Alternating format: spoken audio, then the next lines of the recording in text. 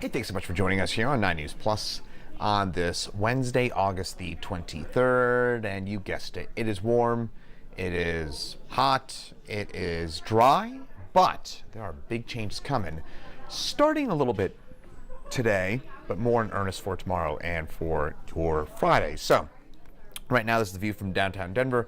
Lots of sunshine overhead, a few fair weather clouds off into the distance. Those clouds, a bit of an indicator, though, that we will be looking at some more mountain storms for us for this afternoon. As by 11 o'clock, you start to see those little cumulus clouds bubble on up into the foothills. It tells us we got some moisture in the air, and that means that we've at least got a chance for some showers and thunderstorms. That'll certainly be the case for today. Still hot and dry, but mountain storms, and then Friday looking like a super soaker. If you got outdoor plans for your Friday night, Friday afternoon, Friday night, cancel them. Bring them inside. Unless you like, if you like getting rained on heavily, then keep them. Go for it. But otherwise, it is going to be a super soaker for us on Friday. I'll explain why here in just a second. Meantime, today, rinse, lather, repeat. It is hot. It is dry. We are talking about more lousy air quality. Try and limit that time outdoors between now and about 4 o'clock, as we are looking at a combination. Not only do we have ground ozone, which is the usual pollutant that we get when we get that heat of the day this time of year, we've also got a bit of wildfire smoke that's mixed in there as well. That is due to wildfires from the Pacific Northwest and southwestern Canada, and that is kind of mixing into our skies. Temperatures right now, 80s, 90s on the eastern plains, 60s, 70s for the most parts of the high country. And yesterday was our 27th day at 90 or above so far this year. Today should be our today should be our 9th consecutive day at 90 or above. And also, if we get to 95 today, it'd be our 6th straight day at 95 or above. So this has been a really hot, prolonged hot streak for us here, folks. And it does continue today. The good news is it's not quite as bad as it was earlier on in the week. It was 99, of course, back on Monday. Today it's only 93, so yeah, you can break out those scarves, those gloves, those parkas. You'll need them for today with only 93 degrees for us. I'm being sarcastic there. Yeah, it's a little bit cooler for this afternoon, but yeah, it's still very, very hot, and definitely want to limit your time outdoors. A lot of 90s for us in the eastern plains. Again, maybe about 3-4 degrees cooler compared to yesterday. Not a whole lot cooler, but I'll take it, right? And in the mountains, by the way, going back to the forecast high here for just a quick second, notice the mountains, we are in the low to mid 70s in a lot of places above, say, 8,000 feet or 7,000 feet. That is where we're looking at a bit more cloud cover, and that'll keep those temperatures in check for today as well. So there's that to look forward to. HD Doppler radar, mostly quiet, but notice off into the western slope, there are a few clouds and some showers trying to work their way into the picture there. That's some of that monsoon moisture that is starting to return, and that will bubble up some showers and storms for this afternoon between about 3 and 7 p.m. for us here into the high country, maybe a little bit earlier along the I-70 corridor, and that clears on out. Usual rinse, lather, repeat kind of pattern for us into the mountains. And along the Front Range, slightest of chances for a gusty storm west of town, but I think most of us will stay dry. And for tonight, temperatures drop back into the mid-60s. It's still a bit on the breezy side as well. Now, this to me might be the most interesting thing. Actually, now, this is probably the most one of the more interesting things I'll say here today. And we dropped down to 73 degrees. That was our low yesterday. That is extremely warm for Denver. And one of the best things, I grew up on the East Coast. I've been here for about 13 years now. One of my favorite things about living in Denver is how cool it gets at night, right? That's one of our kind of hallmarks. That's our dry climate. We just don't have the moderating influence from the oceans, which means that our temperature, we're very prone to big temperature fluctuations, and that includes daytime hours. So it can get to 95, 100 degrees during the day, but it usually drops back even on those hottest days into the 60s at night. Yesterday, it only dropped down to 73 degrees. That ties our warmest low temperature since 1881.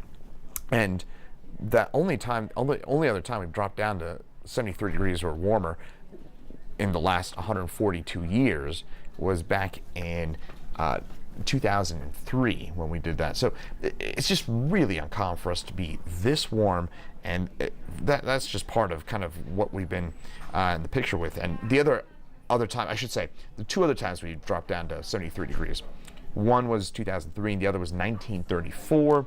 Otherwise, we have not in the last 142 years dropped down to 73 degrees or warmer for an overnight low. Just very unusual for us to have a warm temperature that high. Part of that was daytime warm temperatures, but we had a bit of a breeze, and we had a very persistent breeze. So actually going back to this for a quick second, when you get a persistent breeze like what we had yesterday, you probably noticed, it probably felt like being inside of a hairdryer yesterday because it was so hot and dry and windy.